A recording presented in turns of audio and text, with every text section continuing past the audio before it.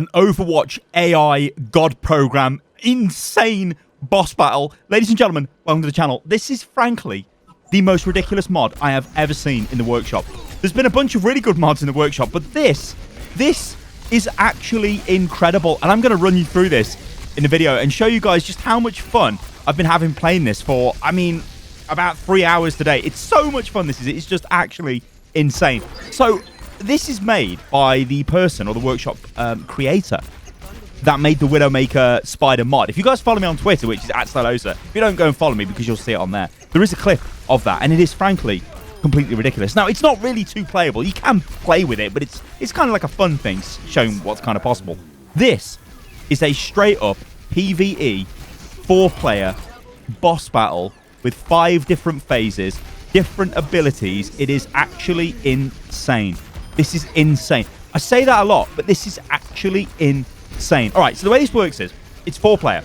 You can pick any character, provided it is not an Omnic, because, well, the Omnics, they're all working together. Now, there is a bit of lore at the start of this. There is a cutscene. That is right, ladies and gentlemen. A bit of lore, a bit of cutscene in the Overwatch workshop with text, dialogue, pop-up boxes, and everything. It is frankly crazy. It's totally crazy.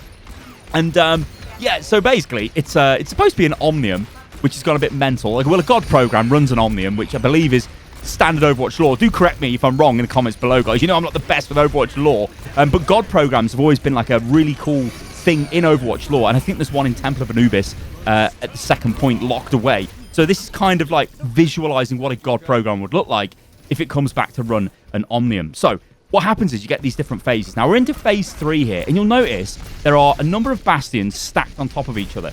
At the very top is the main unit. You can't damage that because that's the ultimate end game boss. But what you have got is a bunch of different bastion bots, and you can shoot any of these in any order, and they all have different abilities. So they all fire at you with the primary fire, but then they have a super special ability. So we just killed the red one, which fires lasers, which you have to either duck or jump over, and they do massive damage if they hit you. The yellow one, which is just threw us into the air, the anti-grav unit, is actually super strong because you can't move. So if you've got down teammates, you can't get to them to resurrect them, which works exactly the same as it does in the standard Overwatch PvE modes that Blizzard makes, so like Uprising and all of that stuff. Ads spawn as well. You get Orissas and Zens that spawn, and you need to take them out. Yeah, so the yellow one was anti-grav, which is highly frustrating. The green one, the neurotoxin unit, you can see it appearing in front of me on the floor. If you stand in that, you take massive damage. If you guys have played World of Warcraft, it's the same concept. Don't stand in the fire, although in this case, don't stand in the horrific green mist because you'll probably die. Now, McCree's a pretty good DPS pick for this because Deadeye is really, really strong. Although, as you can see, I got interrupted there by the electric field unit, which seems to segment off areas of the arena and then basically stun you, which isn't great because if you're channeling a Deadeye, then you don't get to use it, which is a big feels bad moment. You can see it on the ground there flashing. That is it's just like, this is so cool. Like, this is actually insane. Like, I hope we get these kind of things with Overwatch 2 and we have raids, like full-on super mega boss battle fight, not just going through dungeons and maps like we did with the Rio de Janeiro stuff, but going straight in and like trying to take on a massive raid boss. That would be incredible. So this was one of the earlier games, I guess, that we played through, and or tries of it, and we were sort of testing, doing double barriers, doing double shields. I don't think everyone realized at this point that you can attack any bastion in the stack in any order. You don't have to kill the one on the bottom. You can shoot any single one. And I think the EMP one seems to be the most dangerous one, because when it starts EMPing, as you guys will see towards the end of this clip, you just can't do anything. Like, you're literally locked down. So what we're trying to do here, you can see like the little chat dialogue. It's so cool. There's a full like back and forth bit of story that goes on. Now, of course, because it's the workshop, people join the game and they're like, just skip. They don't want to actually sit there and read through it. But you guys can just, the code's in the video description below. Go and fire your own game up and check it out if you want to check out the lore. So in this one, we're like, okay, let's go for D.Va. Let's go for Reinhardt. Let's take Farah and then Moira. Now, the thinking here is I was a bit worried, like, oh, how are we going to kill the ads? But actually, it turns out to be not too bad killing ads this does, because Moira's pretty good against the ads at taking them out. Reinhardt here is like, he's fine, but when we start getting to the MP phase, he kind of doesn't really do anything. Like, he's just doing melee damage, and that's not maybe the best. D.Va, though, is pretty good because she can eat the damage coming from the bastions, and her bomb does a ton of damage. And Farah is really good in this mode. Her ultimate does massive damage to that stack. In fact, it's just incredible damage that she does. I didn't think Farah would be very good. Farah turns out to be really good. And unfortunately for me there, I tried to use my ultimate and then I got stunned, which is unlucky. So yeah, when the ads come out, they're pretty easy to take out. Anyway, this phase now moves on to the second phase. This is the tank phase, which we've just seen before, where you've got tank bastion mode and then you've got sentry mode on top. And this is pretty frightening.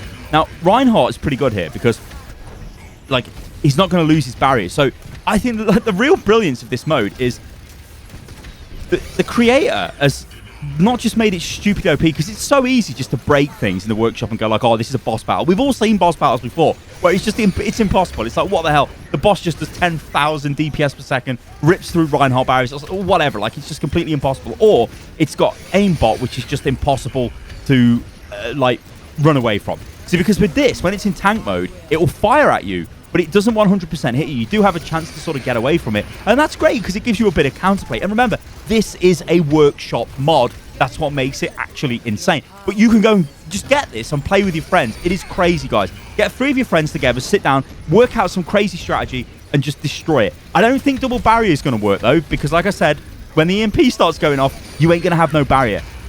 So we'll have to wait and see what happens with that. See, I still don't know what the best strat is to win this. We haven't actually won it, which is the awesome thing. If you can't beat it straight away, that makes it cool. It makes it totally playable. It's so good. It's so good. Anyway, we go forward a phase, and you can see the units spawn back up again, and it's the same abilities every single time.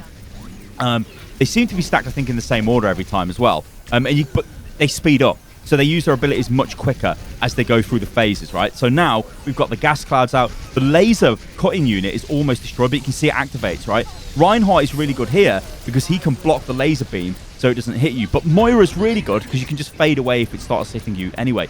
See, Farah did a ton of damage there, and we managed to take out the red unit, which was awesome. And then we destroyed the other, I think that was the yellow unit we destroyed there. So there's no anti-grav stuff. We've still got the EMP jammer unit available, though, which is a worry, right? We need to get rid of that bad boy. See, we're starting to take a lot of damage now. It's getting ridiculous. Ads spawn quicker as well. So as you go through these phases, it just gets more and more fun. It's so good. I love the Overwatch Workshop, and I don't think enough sort of like highlight or spotlight is put on the workshop. This stuff, though, I hate that when it goes off and stuns me. But with Moira, I can escape. So I managed to escape there and got a pretty good clutch heal there off onto my team. But as we're about to see now, there's going to be a lot of EMPs coming through. There's going to be a lot of stuff coming through, which is just going to make it very difficult for us to, or for Reinhardt to do anything, for me to heal, for Farah to do damage. Like, there's going to be a bunch of problems. But you can see the D.Va ult is so good. There's the EMP, right? In the next phase is when it goes insane. Like, and I mean totally insane. I mean, it's already going insane now. You can see it spamming out. In fact, maybe it is this phase it kills us then. I can't remember. It's so intense. Yeah, it is. So EMP is just going off constantly now. And it's really difficult for us to get anything done. Like, I'm trying to heal Farah, but Farah can't fly. She can't get away from the damage. She's taking too much damage. And Reinhardt's on the ground. I don't have enough heal juice. I can sort of do damage to heal myself up, so it's not too bad. I'm kind of staying in, but it's really super ropey. At least I'm managing to get the Resurrect, which isn't too bad. I think I might be able to get that guy in the corner. I think I do. No, I'll try and keep my Reinhardt. Oh, no, I do res the person in the corner.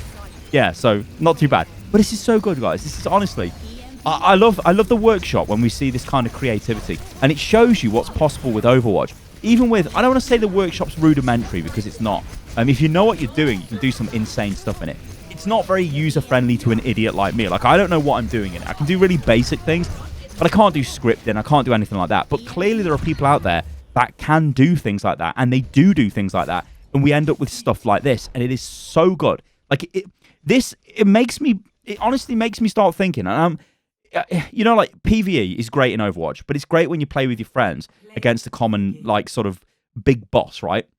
I do like the PvE modes that Blizzard made, but this, I don't know what it is with this, but this is so replayable. Obviously, I guess once you beat it, okay, whatever. There's probably like a super cheese strat you can use on it. Maybe you could use May. May wall might be pretty good here, I'm thinking, like, because the EMP is not going to get rid of that. But you can see, look at the chat.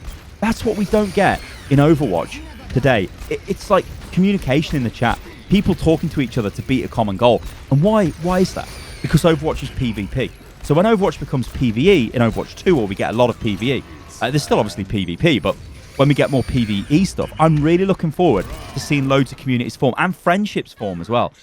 Gaming is a social activity most of the time, especially multiplayer games. The clue's in the title, right? Play with your friends, make new friends. It's so cool. And I hope that's what Overwatch 2 does with PvE. But yeah, this is so cool, guys. I mean, this is great. You can see now we've kind of realized, yeah, we should be probably shooting the EMP unit straight away as we all die to the red laser unit instead. But this is because we don't have a tank. And then, unfortunately, the server crashed because sometimes these things happen. But what can you do? All right, guys, I'm going to leave the video at that. Let me know what you think about this in the comment below. And also, guys, let me know if you've got any crazy workshop mods you'd like me to take a look at. Because I think we should start highlighting the workshop a bit because it's such a cool aspect of Overwatch. And I think it's underrepresented. All right, guys, I'll catch you lovely lot on the next video. Toodaloo.